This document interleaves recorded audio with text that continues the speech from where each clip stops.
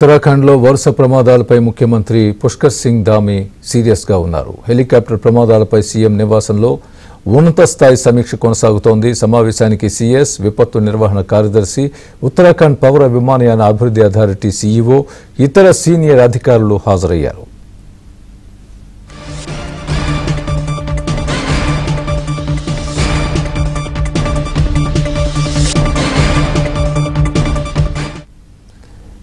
ఇవాళ ఉదయం కూడా ఉత్తరాఖండ్ హెలికాప్టర్ ప్రమాదంలో 7గురు మృతి చెందారు. పైలట్తో సహా 6గురు ప్రయాణికులు మృతి చెందినట్లు అధికారులు తెలిపారు. మృతుల్లో ఒక చిన్నారి కూడా ఉంది.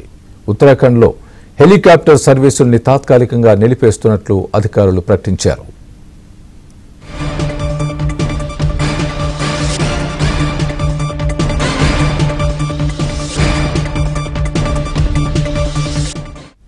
ప్రమాద స్థలంలో సహాయక చర్యల్ని మరింత వేగవంతం చేయాలని ముఖ్యమంత్రి అధికారుల్ని ఆదేశించారు. మే 2న కేదార్నాథ్ ద్వారాలు తెరుచుకున్నప్పటి నుంచి ఇది 5వ ప్రమాదం. హెలికాప్టర్ సర్వీసులపై స్పెషల్ ఆపరేషన్ ప్రొసీజర్ సిద్ధం చేయాలని సీఎం ఆదేశించారు. అన్ని సాంకేతిక భద్రతా అంశాల సమీక్ష కోసం నిపుణులతో కమిటీ ఏర్పాటు చేయాలని ఆదేశించారు.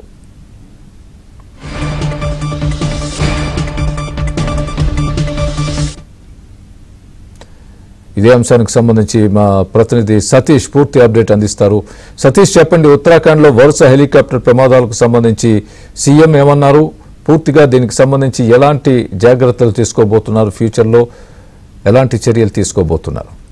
ముఖ్యమంత్రి పుష్కర్ సింగ్ ధామి నివాసంలో ఉన్నత స్థాయి కమిటీ సమావేశం జరుగుతుంది. సమావేశానికి రాష్ట్ర ప్రధాన కార్యదర్శి, విపత్తు నిర్వహణ కార్యదర్శితో పాటు ఉత్తరాఖండ్ పౌర విమానయాన అభివృద్ధి అథారిటీ సీఈఓ, గర్వాల్ కమిషనర్, ఇతర ఉన్నతాధికారులు కూడా హాజరయ్యారు. కేదార్నాథ్ గౌరీకుండ్ మధ్య ఈ రోజు తెల్లవారుజామున 5:20 ప్రయాణికులతో వెళ్తున్న హెలికాప్టర్ కు ప్రమాదం చోటు చేసుకుంది. ఆ ప్రమాదంలో పైలట్ తో సహా మొత్తం 6గురు ప్రయాణికులు కూడా అక్కడికక్కడే మృతి చెందడం జరిగింది. ఇప్పటికే సంఘటన స్థలాన్ని చేరుకున్న ఎన్డీఆర్ఎఫ్, ఎస్డీఆర్ఎఫ్ సిబ్బంది సైతం కూడా శకలాలన్నీ తీసి మృతదేహాలను ప్రభుత్వ హాస్పిటల్ కి తరలించారు. దాదాపు మహారాష్ట్ర, గుజరాత్, అదేవిధంగా ఉత్తరాఖండ్, ఉత్తరప్రదేశ్ చెందిన 6గురు ప్రయాణికులు ఉన్నట్టు కూడా స్పష్టంగా తెలుస్తుంది. అయితే రాష్ట్రంలో వరుసగా జరుగుతున్న హెలికాప్టర్ ప్రమాదాలపైన అధికారులతోనే ఇప్పటికే పుష్కర్ సింగ్ ధామి సీఎం సమావేశం నిర్వహించారు. సమావేశంలో కొన్ని గైడ్ లైన్స్ ఇవ్వాల్సిందిగా ప్రధానంగా ఉత్తరాఖండ్ లో ఇటీవల వరుస ప్రమాదాలు చోటు చేసుకుంటున్నాయి.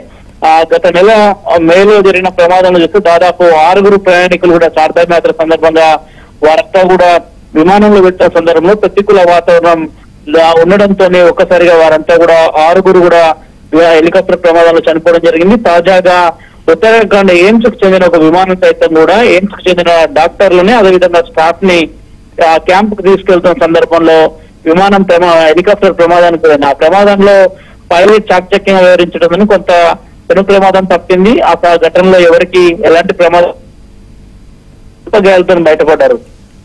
తాజాగా ఇటీవల ఉత్తరాఖండ్ లో మరో ప్రైవేట్ హెలికాప్టర్ సైతం కూడా నేరుగా ఎమర్జెన్సీ ల్యాండింగ్ నేషనల్ హైవే పైన ఒక్కసారిగా ల్యాండింగ్ అవడం, ఆ ప్రమాదంలో దాదాపు 5గురు ప్రయాణికులంతా కూడా ఊపిరి పీల్చుకున్నారు. ఆ ఘటనలో హెలికాప్టర్ వెనుక భాగం ధ్వంసమైన ఘటనలు జరిగాయి. ఇట్లా రాష్ట్రంలో వరుస హెలికాప్టర్ల ఘటన జరుగుతుంటే కొంత ఎస్ఓపీలను సిద్ధం చేస్తూ కఠిన చర్యలు అమలు చేయాలంటూ కూడా ఉత్తరాఖండ్ ప్రభుత్వం ఆలోచన చేస్తుంది. ప్రతికూల వాతావరణం లేకపోయినప్పుడు కూడా ప్రయాణికులను ఎక్కించుకొని నేరుగా హెలికాప్టర్ లో వారి స్థలానికి చేర్చడంతో కొంత ఇబ్బందికర పరిస్థితులతో నెలకొంటారని చెప్పాల్సి ఉంటుంది. వరుసగా 4 ఘటనలు జరగడంతో దీనిపైన ప్రైవేట్ ఎయిర్లైన్స్ నడుస్తున్న తీరు పట్ల కూడా కొంత ఉత్తరాఖండ్ ప్రభుత్వం అత్యంత సీరియస్ గా అయింది. దానిపైన ఇప్పటికే చర్యలు చేపడతామని కూడా చెప్తున్నారు. ప్రైవేట్ ఏవియేషన్ చెందిన హెలికాప్టర్ తాజాగా ఈ రోజు ఉదయాన్నే ప్రమాదం జరిగింది. ప్రమాదంలో ఒక చిన్నారితో పాటు 5గురు, అదేవిధంగా ఒక పైలట్, మొత్తం 7గురు కూడా మృతి చెందారు. అత్యంత సీరియస్ గా ఉత్తరాఖండ్ ప్రభుత్వం తీసుకుంది. దీనిపైన డీజీపీ ఇప్పటికే